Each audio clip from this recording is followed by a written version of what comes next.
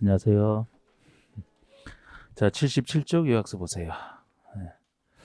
자, 지금 이제 환지 방식 한사합식이거든요. 그러면 일단 환지 계획을 세워서 환지 계획에 대해서 인가 받는 과정이 나오고 환지 계획 인가. 그 다음에 공사를 시작해서 공사가 끝났다 그러면은 공사가 끝나면 준공검사 공사 완료 공고 후에 환지 처분하는 게 나온다라고 했는데 요 중간에 환지 예정지를 지정할 수 있는 요 제도가 중간에 존재할 수 있다라고 했고요. 이거 이제 순서대로 요거 하면 개발 부분 끝나는 겁니다. 자, 우리 환지 계획 내용부터 자꾸 했던 거 확인하는 거죠. 양그리번 환지 계획 내용에서는 종전의 땅에 대해서 어떤 땅을 환지로 줄 것이냐 그걸 담고 있는 게 기본인데 항상 제가 환지를 할 때는 환지 아니면 보류지 두 땅이라고 했잖아요. 뭐 이제는 그 환지 계획 내용을 뭐 그리지는 않겠습니다. 환지를 어디다 만들지 그 설계하는 부분 이게 환지 설계고요. 필지별로 된 환지 명세예요. 그러니까 필지 대 필지로 교환을 해주기 때문에 환지 즉 정전에 대해서 주는 땅 환지는 필지 대 필지로 만드는 게 특징입니다.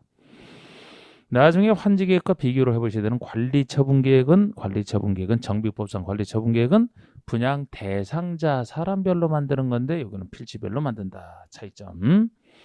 나머지는 비슷해요. 그리고 손표시의 청산금 명세라든지 환지 예정지 명세는 내용 아닌 예로서 자 우리 청산은 나중에 환지 처분할 때 환지를 줄 때 과부적을 현금으로 청산해 주거든요. 그래서 청산금 결정은 환지 처분 시에 있습니다. 그래서 환지 계획 내용 중에서는 아직 공사 들어가기 전이기 때문에 앞으로 주로 환지를 추산액밖에 못 정해요. 그래서 청산금은 내용이 아닙니다. 이건 환지 처분 내용이다. 그래서 청산금 명세는 아니고 환지 예정지 명세도 별도로 없어요. 환지 계획에 따라 그대로 환지 처분해 주기 때문에 아닌 예로서 좀 기억하시면 좋고 자 3번은 필지별과 권리별로 된 청산 대상 토지 명세 그래서 청산금 명세는 없지만 청산 대상이 되는 토지는 있어요. 어떤 종전의 땅에 대해서 환지를 정하지 않았다 그러면 그 땅은 미리 청산해 주거든요. 그건 환지 기다릴 필요는 미리 청산해 주는 거 그게 청산 대상 토지 명세입니다. 그리고 4번에 채비지 보류지 명세가 들어가요. 환지 아닌 나머지가 다 보류지인데 이 보류지 중에서도 이제 비용에 충당하는 게 채비지 아닙니까? 그래서 채비지, 보류지 요건 누가 가져간다 이런 것이 내용에 당연히 들어가 있고 5번에 입체환지를 계획한다면 입체환지 건축의 명세 등이 들어갈 거예요. 입체환지라는 게 이제 땅 대신에 환지가 보통 평면적인 땅을 주는 것이라면 줄 땅이 부족했을 때 땅 대신에 건축물의 일부와 대지 지분을 주는 것을 입체환지라고 입체환지를 하게 되면은 그 내용이 당연히 들어갈 겁니다. 그죠? 환지의 내용. 그럼 그 아래 이제 작성 기준 보세요. 작성 기준 보시면 정전의 토지와 환지의 위치, 지목, 면적, 토지 수리, 이용사, 환경, 기타 사항을 종합적으로 고려해 합리적으로 결정하라. 종전의 토지와 환지의 가격 달라지는 요소 다 고려하라. 위치에 따라서, 지목에 따라서, 면적 크기에 따라서, 토질의 비옥도에 따라서 수리 물 들어오느냐 아니냐, 현재 이용 상황이 어떠하냐, 주변 환경이 어떠하냐 다 고려하라는 겁니다. 근데 거기서 이제 면적 이용상 환경만 밑으로 쭉 거는 것은 요거는 나중에 관리 처분 계획에서는 요것도 똑같이 그쪽에서 평가하는데 나머지는 그쪽에서는 평가 안 하거든요. 여기는 7가지, 그쪽은 3가지. 그쪽에서 다시 한번 살짝 말씀드릴 겁니다. 특례 보세요. A번의 소유자의 신청 동의에 따른 환지 부지정이 나오는데 요 환지 부지정에는 괄호 속에 임차권자 등의 동의도 필요하다 이렇게 적어놨습니다. 환지는 가만히 있으면 환지를 받거든요. 환지 신청할 필요가 없어요. 그런데 환지 받을 사람이 환지를 안 받겠다. 환지를 부지정하겠다라든지 입체 환지를 받겠다. 좀 특수한 환지를 받을 때는 당사자의 신청 동의가 있어야 됩니다. 그런데 환지를 부지정할 때는 소유자 외에 다른 권리자인 임차권자 등이 있으면 그자의 동의도 받아야 된다는 얘기예요. 그자의 이익을 지켜주기 위해서. 나중에 그 환지를 소유자가 환지를 취득하게 되면은 임차권자 등도 환지에 가서 권한을 행사하거든요. 그런데 소유자 얘기만 듣고 환지를 정하지 않는다. 그러면 임차권자가 임차권 행사할 그 땅을 잃어버리게 되거든요. 본인 의사와 상관없이. 그래서 임차권자 등의 동의도 받는 게 당연하다라고 생각하세요. 그런데 이것은 이따 이제 입체환지랑 차이가 납니다. 입체환지 좀 이따 다시 보시고 자 넘겨보세요. 넘겨보시면은 B번, C번에 얘기하는 게 이제 증환지, 감환지에 대한 얘기 뭐 할 수 있다 보시면 돼요. B번에 시행자는 면적의 규모를 조정할 특별한 필요가 있으면 면적이 작은 땅, 종전의 땅의 면적이 작다 그러면 과소 토지, 너무 작은 토지가 되지 아니하도록 면적을 늘려 환지를 정하거나 면적을 늘려서 환지를 준다. 종전 토지에 비해서 환지 면적이 늘어났죠. 증환지라고 합니다. 환지를 증가시켜 늘려서 주거나 아예 환지를 안 줄 수도 있어요. 환지 대상에서 제외할 수 있다. 너무 작은 땅이니까 늘려줄 수도 있지만 혹시 그로 인해서 환지 부족 사태가 생길까봐 아예 환지 대상에서 제외할 수도 있다. 그래서 요건 작은 토지를 전제로 해서 시행자가 알아서 제외할 수 있는 겁니다. 그래서 환지 부지정은 아까 당사자의 신청 동의한 환지 부지정 외에 시행자가 직권으로 할 수 있는 것까지 이렇게 두 종류가 존재합니다. 그래서 그 아래 과만지 보시면 시행자는 역시 면적의 규모를 조정할 특별한 필요가 있으면 면적이 넓은 땅에 대해서는 면적이 넓은 토지에 대해서는 면적을 줄여서 환지를 정할 수 있다. 감환지할 수 있다. 감환지할 수 있다. 지금 감환지를 얘기합니다. 그 다음에 그 D번은 환지 지정 등의 제한이라고 해서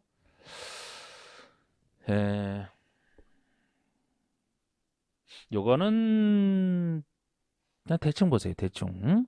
요거는 환지를 정할 때 어떤 기준일을 딱 잡아놓고 투기를 막기 위해서요. 기준일을 잡아놓고 그 기준일 이후에 소유자 수가 늘어났다 그러면은 원래 소유자 대상으로 줘야 되는데 그죠? 그 기준일 기준으로 해서 주겠다는 겁니다. 기준일 다음에 소유자가 늘어났다면 늘어난 소유자에게는 안 주겠다는 거예요. 함부로 막 투기랑 관련해서 이제 소유자 수가 늘어났을 때 늘어난 사람에게 다 줄 수 없다는 얘기죠. 투기를 막기 위해서. 그래서 기준일 자체는 요거는 정비법에서도 비슷하게 나오는데요. 기준일 자체 차이를 아직 비슷하지만 물어본 적도 없고 하니까 기준일 이후에 어떤 경우에 이렇게 그 사람은 인정을 안 해줄 것이냐 소유자가 늘어나는 모든 경우에서 대충 그런 느낌으로 D번 보시면 시행자는 구역 지정 시 주민 의견 청취를 한 공람 또는 공청을 해서 공고한 날 구역 지정하기 전에 주민의 의견을 듣기 위해서 그 공람 공고한 날 이날이 여기서는 기준일이고 또는 지정권자가 따로 정할 수 있어요. 그 전에 따로 정할 수 있는데 따로 정하는 날은 그날이 기준이 되는데 이 기준일 다음 날로부터 다음에 어느 하나에 해당하는 경우가 있다.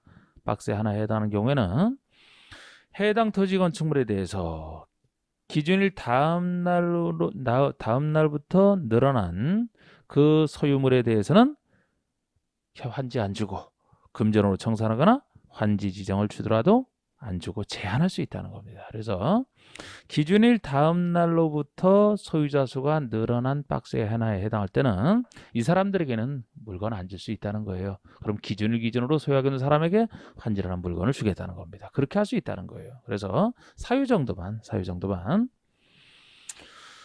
이 사유가 소유자가 늘어나는 모든 행위예요.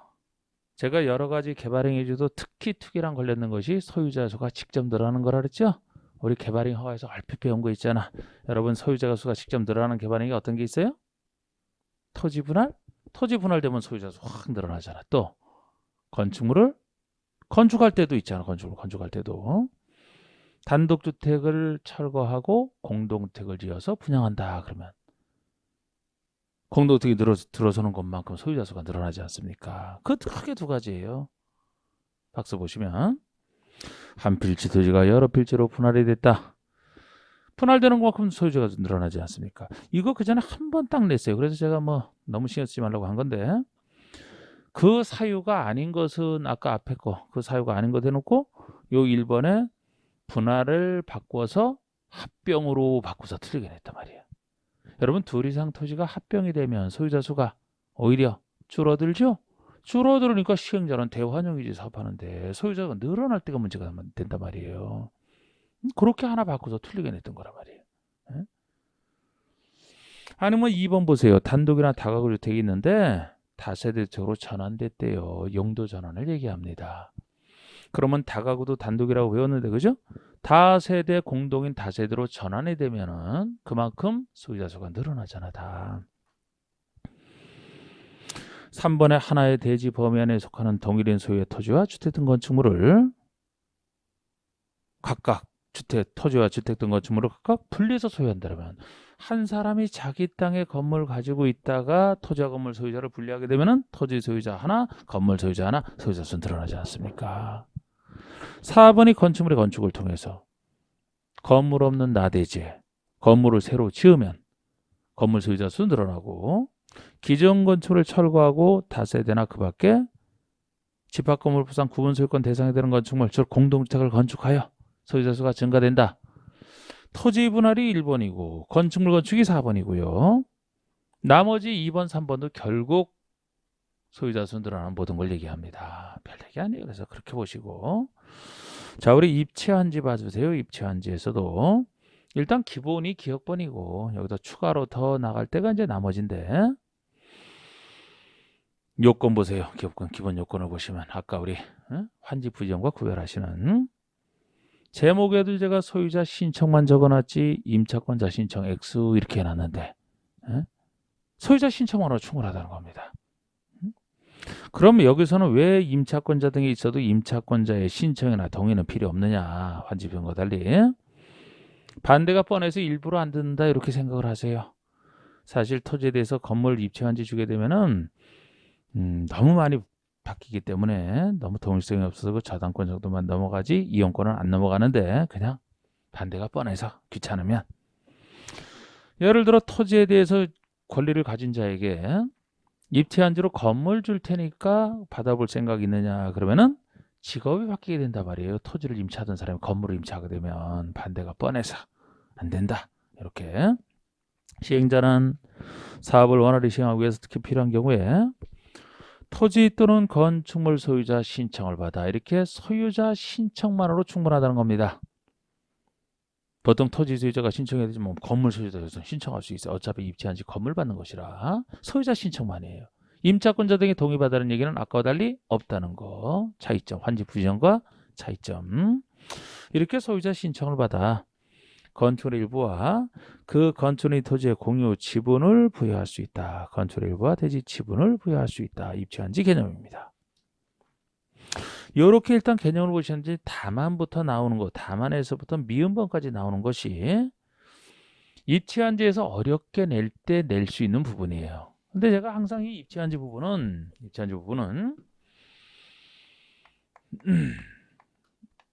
입체한지다 그러면은 요건을 아는 거 외에 이 두 가지 정도로 큰 틀에서 보시면 돼요. 두 가지 정도로. 아까 우리 입체한지 할 때는 당사자의 신청이 있어야 된다. 신청이 있어야 된다 그랬고, 신청 외에 건축물의 일부와 대지 주는 거 아닙니까? 건축물의 일부와 대지 지분을 주는 거예요. 그럼 보통 환지는 신청 필요 없고 땅 주는 건데, 입체한지라는 것은 신청을 필요로 하고 건물 준다는 점에서, 그럼 이 부분이 어디랑 흡사하냐? 정비법의 오히려 환지의 한 종류지만 환지랑은 완전히 다르고 정비법의 관리처분기 내용과 비슷해지는 거예요. 여러분, 정비법에서는 우리 관리처분기 수립할 때 분양 대상자별로 수립하기 때문에 분양 대상자가 소유자 중에서 분양 신청한 사람을 얘기하지 않습니까? 그래서 관리처분기 수립하기 전에 분양 신청기한 등을 소유자에게 통지하고 알려주고, 그 신청기한 동안에 신청을 받아서 신청한 사람 대상으로 관리처분 계획 만들잖아요. 그러면 거기 신청에 관련된 부분, 그리고 관리처분에선 땅 주는 게 아니고 건축물의 일부와 대지 지분을 준다. 그쪽이랑 똑같아지는 거예요. 성질상. 그래서 첫 번째 얘기 중에 하나가 정비법의 유사, 정비법의 관련 규정을 추정한다. 정비법의 관련 규정을 추정한다라고 보시면 돼요. 요거는 뭐 숫자까지 똑같이 추정하기 때문에 요렇게만 하시고, 제가 지금 여기서 관련 규정은 정비법에서 우리가 잘 아는 부분 아닙니까? 이 정도면 지금 관련된 건 여러 가지 해결이 돼요. 그래서 이 추정한다는 거 하나랑 또 하나 거르는 절차가 필요하다 이렇게 하잖아. 거르는 절차가 필요하다. 거르는 절차. 지금 환지가 부족해서 입체한지를 주려고 신청을 받아보니까 땅 받기 힘든 사람들이 이걸 신청이 좀 딱 좋겠는데, 그냥 너무 또 이거 너도 나도 만약에 땅 받고 땅 받지 않고 입체한지 받겠다라고 몰려들게 되면 오히려 환지 받을 사람이 줄어들어서 사업이 안 될 수도 있단 말이에요. 그래서 거르는 절차가 필요한 거야. 거르는 절차가. 이거 특수한 경우만 해야 되기 때문에. 신청 단계에서 일정 자격 있는 자만 신청할 수 있다. 자격 안 되면 신청 못 한다. 그렇게 걸렀는데도 불구하고 그래도 많다 그러면은 물건을 주택을 공급하는 단계에서 일정 자격 있는 자에게만 주겠다. 이런 식으로 거론 절차가 반드시 필요한 거예요. 성질상 정비법의 관리 규정을 준용한다는 거 하나. 그리고 이게 특수하게 하기 때문에 거론 절차가 필요하다는 거 하나. 근데 거론 절차는 제가 아직까지 이거 어렵게 낼 때만 내기 때문에 그 뭐 신청 단계에서 어느 정도 자격 있는 자격은 주냐 그런 거는 아직 낼 단계가 아니에요. 낼 단계가 아니기 때문에 전제 조건만 주택 소유자를 제외 크게 이 두 틀에서만 보시면 돼요. 기존 주택을 가지고 있는 소유자는 거론 절차에서 제외한다는 겁니다. 그럼 누구를 대상으로 고른다는 얘기예요? 주택 없는 사람 대상으로 해서만. 예를 들어 환지계 구역 안에 건물을 가지고 있어도 상가를 가지고 있다. 아니면 일반 땅을 가지고 있다라면 그 사람은 거기 사는 사람이 아니거든요. 그럼 그 사람 대상으로는 고를 수 있단 말이에요. 근데 아무리 작은 주택이라도 주택을 가지고 있다라면 거기서 사는 사람이고 요 사람이 만약에 입천지를 신청하면 걸을 수 없어요. 받아줘야 돼. 그리고 주택을 줘야 됩니다. 그래야 이 사람이 떠나지 않고 살 수 있고 수용 방식과 환지 방식 차이 나는 점이 환지 방식에서는 그 사람들 떠나지 말고 그 사람 있으라고 하는 거 아닙니까? 네, 여러 두 개 좀 보시면 돼요. 그래서 일단 여러분 다 다만부터 보시면 다만 이것이 신청 단계에서 거론 절차예요. 이게 신청 단계에서 보세요. 종전의 토지나 건축물 권리가액이, 종전의 재산가액이, 구분 건축물의 이 구분 건축물이 이제 입체한지로 줄 건축물이거든요. 이 구분 건축물의 최소 공급가액이 70% 이하인 경우 이거 아직 몰라도 된단 말이에요. 이 숫자는 이렇게 70 종전 재산이 좀 작을 때 70% 이하인 경우에 시행자가 신청 대상에서 제외할 수 있다는 거잖아요. 좀 종전 재산이 작은 사람은 제외할 수 있다는 건데 괄호석 보시면은 다만 환지전 토지에 주택을 소유하고 있는 소유자는 권리계획과 관계없이 신청 가능. 그러면 지금 여기 신청 단계에서 거론 절차인데 이것이 주택 소유하고 있는 소유자는 무조건 신청할 수 있다는 얘기죠. 주택 없는 사람 대상으로 걸을 수 있다는 얘기잖아요. 에? 주택이 있는 사람의 권리가액이 뭐 70% 이하일 때 제외할 수 있다. 그럼 틀리는 거예요. 이거는. 에? 그리고 이게 신청 단계에서 거론 절차인데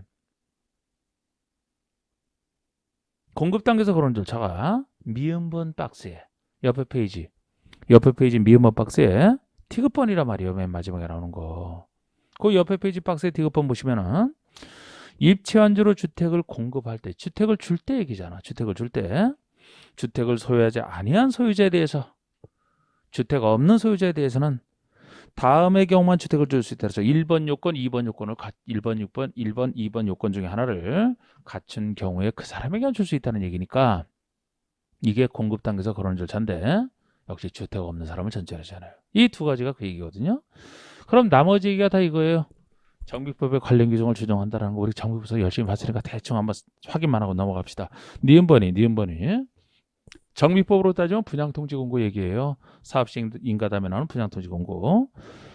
그래서 시행자는 환지계획 작성하기 전에 환지 신청기간 등을 소유자에게 알리고 일간신문에 공고하라. 똑같은 얘기입니다. 신청기간을 미리 알려줘요.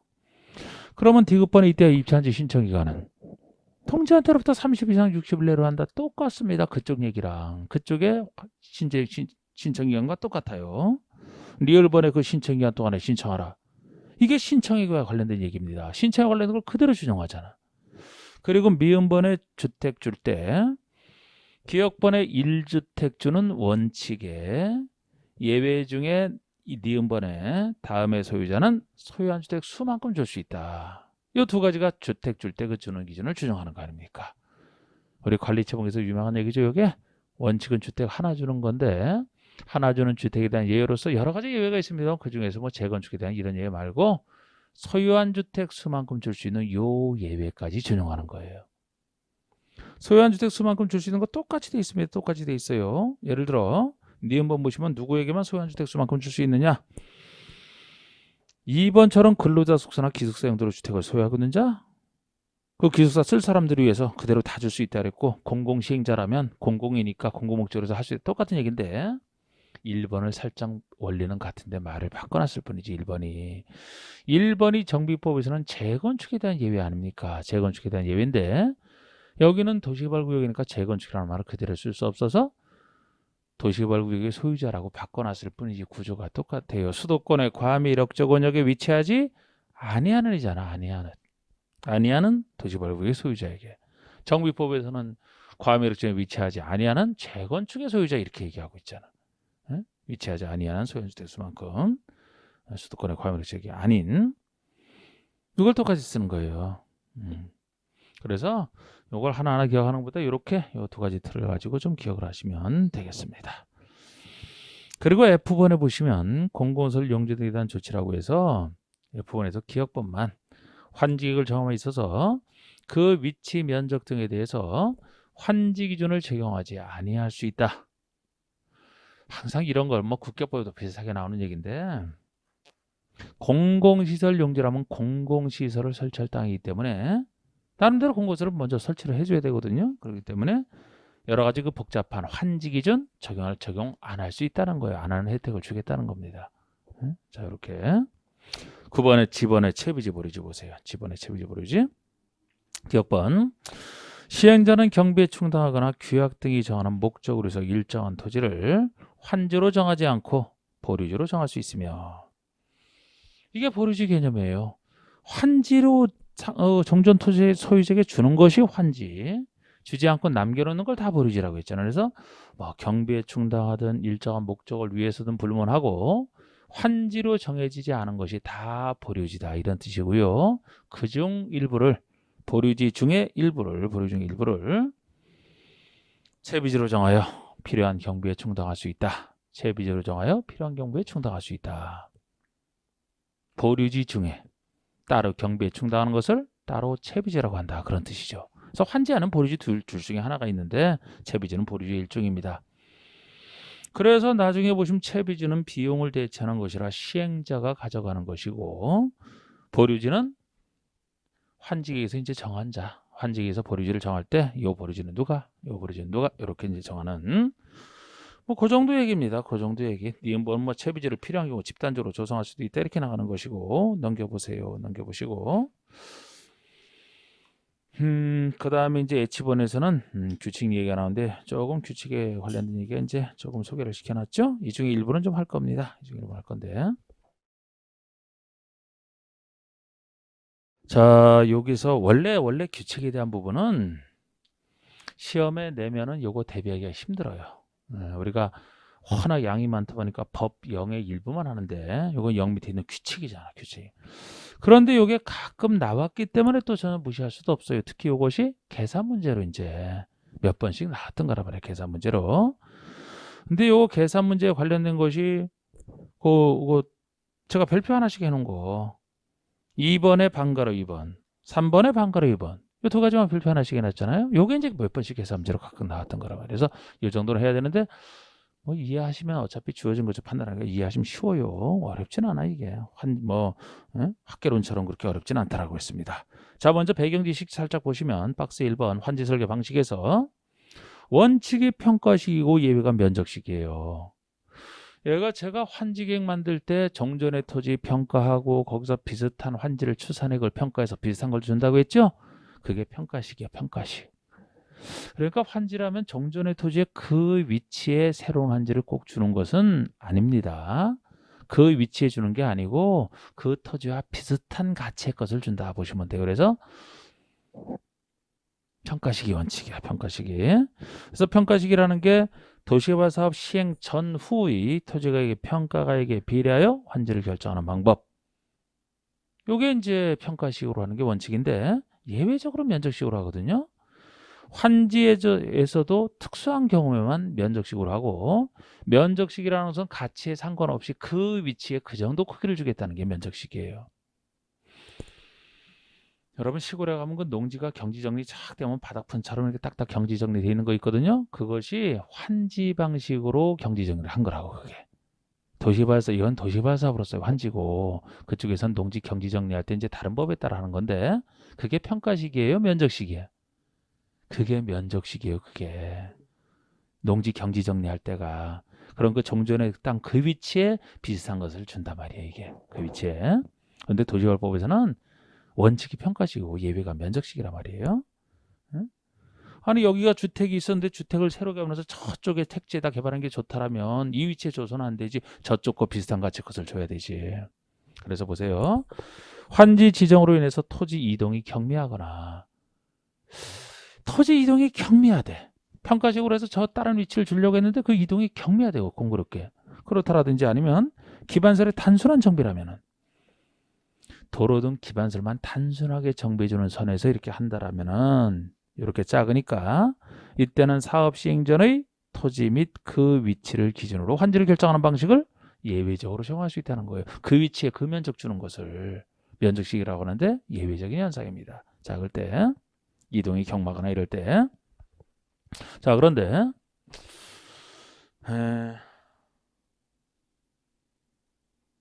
하여튼 이렇게 적어놓은 거는 제가 뭐 그래도 하실 분을 위해서 적어놓긴 적어놨는데 다 보기 부담스러우면은 하여튼 별표 위주로만 해도 된다 그랬어요. 아 이런 거 자꾸 확대할 때마다 부담스러워하죠. 3번에 하나의 환지구역에서는 같은 방식을 적용하라 이렇게 돼 있고 입지환지를 시행할 때는 반드시 평가식을 적용하라. 이것도 원래 당연한 거예요. 여러분 입지환지라는 것은 땅 대신에 건물 주는 것이라 그 위치에 주는 게 아니죠. 그죠? 비슷한 땅에 대해서 비슷한 건물 가치를 따져서 줄 수밖에 없잖아. 반드시 평가식으로 할 수밖에 없잖아. 근데 알아서 하세요. 알아서 그 개념만 잘 보시고. 우리가 공법 너무 많이 해도 안 되고 너무 적게 해도 안 되고 적당한 선에서 해야 되고 그 적당한 선에서 하는 게 참 힘든 거예요. 이게. 여러분들은 자꾸 불안하니까 자꾸 이것저것 하려고 할 거예요. 그냥. 그런데 그럴수록 안 돼. 그럴수록. 응? 한우물만 파세요. 한우물만. 한우물만 파는 게 제일 좋아. 아니 살적으로 생각 몸을 파는 거 똑같아 그냥. 당장 물 안 나도 여기 파고 물급하고 여기 파고 여기 파고 그 시간에 다른 거 하나만은 오히려 물은 더 빨리 맞아. 예? 근데 왜 이것저것 자꾸 하려고 해 이것저것. 응? 제가 자료 주는 것도 이제 제가 저 요새 드리는 게 그 기본 핵심 문제 아닙니까?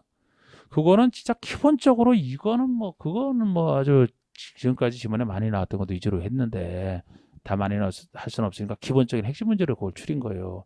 그런 거 하나 만들 때도 엄청 생각을 하고 만든단 말이에요. 예? 여러 가지 뭐 20회, 30년 동안 가까이 있던 기출문제 다 분석하고 해서. 그런데 그게 이제 6월로 끝이지 7월부터는 이제 저는 자료 아무것도 안 드려요 이제. 왜냐하면 자료를 자꾸 넓히는 게 좋은 게 아닐까 저도 자체도 뭐 7, 8월 가면 또 이제 다른 선생님 뭐 드리는지 모르겠어요 뭐 그건 난 상관 안 하니까 그런 거랑. 그런데 자료는 많을수록 좋은 게 아니에요. 기존에 있던 것을 줄일수록 좋아요. 줄일수록 좋아요. 그래서 저는 오히려 제가 핵심 OX라든지 지금 나가는 문제도 나중에 잘 풀어보고 웬만하면 버리라는 얘기를 제가 하거든.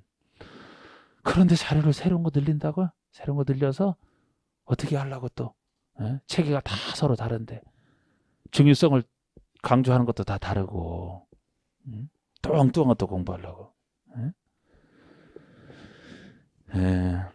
제가 여기 제 책 중에서도 뺄 거 빼라고 하는데 2번 평가식으로 할 때 여기서도 반가리 2번 비례율만 보세요. 평균 부담률은 너무 복잡해. 반가리 2번 비례율 요거 몇 번 나왔었는데 이제 생각하시면 돼요. 자 지금 2번에 평가식으로 할 때를 전제로 해서 지금 반가리 2번 비례율을 얘기합니다.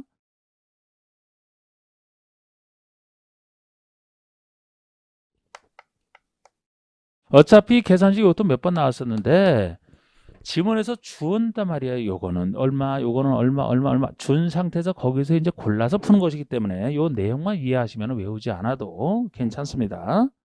자, 자 여러분 비례율이 이렇게 나오게 되면 분모분의 분자 이렇게 나오잖아, 그죠? 항상 모에서 자가 나오지 않습니까? 어미에서 자식 나오듯이 분모에는 항상 분모에는 기준이 되는 게 들어가는 거예요. 투입되는 게 여기 들어간다고. 나오는 게 분자 아닙니까? 그러면은 주어진 이게 평가식으로 할 때 얘기해요. 다 평가식 얘기를 하니까 환지전 그곳에 토지나 월세의 평가에 가까이 있을 거, 환지전 평가에 가까이 있을 것이고 조성된 부동산의 평가에 가까이 있을 거야. 그걸 줄 겁니다. 자, 환지전 평가에 조성된 평가에 간단하게 줄여서 이렇게 됐을 때 분모에 뭐가 들어갈까요? 그렇지. 그렇게 보시면 돼 그냥.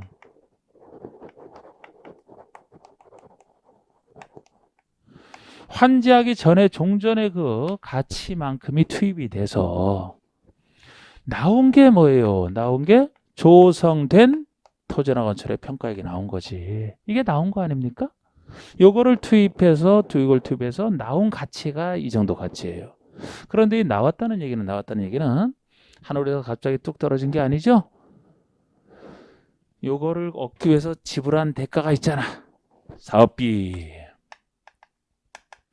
총 사업비를 투자를 해서 요게 나왔기 때문에 순수 나온 가치라면 이 평가된 조성된 평가의 합계에서 사업비를 빼줘야 순수 나온 가치가 되는 거죠. 끝이야 이게. 이게 비례율이에요 그냥. 그건 별거 아니란 말이에요 이게. 응? 그래서 만약에 비례율이 1, 예를 들어 100%가 나오면 그냥 본전치기 했다는 얘기고, 비례율이 높을수록 잘 나왔다는 얘기죠. 200%라면 투입 대비 2배 평가액이 올랐다는 얘기지. 이건 이제 많을수록 좋은 거야. 그래서 보세요. 우리 비례율이라는 것이 이제 분모분의 분자인데 앞에 나와 있는 게 분자죠. 도시개발소로 조성되는 토지나 건축의 평가의 합계, 조성되는 토지나 건축물 평가의 합계에서 빼기 총 사업비를 빼줬죠, 그죠? 요게 분자고, 요거를 무엇으로 나눴느냐? 이게 분모죠. 환지 전 평가의 합계. 요거로 나눈 게 비례율이란 말이에요. 아주 간단한 계산입니다. 그러면 이번엔 면적식으로 할 때는 3번 면적식으로 할 때는 이제 평가식이 아니야. 우리 면적으로 따지는 건데 방금 2번처럼 평균 토지 부담률이 나옵니다. 자, 여기 보세요. 만약에 요거를 구하라 이렇게 나왔다라면, 평균 토지 부담률을 구하라 이렇게 나왔다라면, 역시 주어진 것 중에서 이 말 뜻을 한번, 이거는 이제 평가식으로 비례할 때 얘기인데, 요거는 부담률이라면 해, 부담률. 자, 부담률이에요. 자, 우리 면적식으로 할 때 종전의 땅을 가지고 종전의 이 정도 크기의 면적 갖고서 우리 사업에 투입이 됐다 생각합시다. 요 정도 면적이 투입이 됐는데 이 면적 대비해서 요 사업에 요 땅 가지고 투입 들어간 사람이 받는 부분이 있고 사업으로 받지 못하는 부분이 있어요. 제가 환지로 하게 되면은 땅은 두 땅 중에 하나다. 본인이 받는 땅이 환지, 받지 못하는 부분이 보류지죠. 환지하는 보류지 둘 중에 하나니까 이건 본인이 받는 부분이고, 이거는 본인이 받지 못하는 부분이잖아.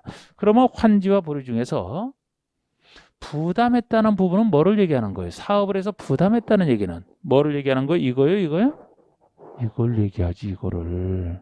이건 본인이 받았다니까? 뭘 부담했어요? 받은 거 본인이 받았는데, 챙겼는데. 자기 땅 대비해서 못 받은 부분이 사업을 해서 부담했다는 거야.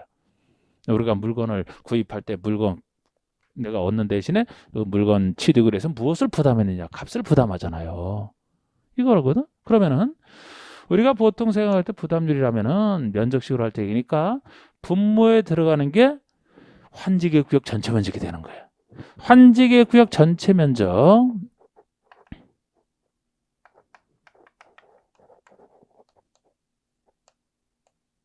주어진 환지계 구역 전체 면적을 분모에 놔야 되고, 전체 면적 대비해서 전체 면적 중에 얼마나 부담했냐는 비율이니까, 개념이.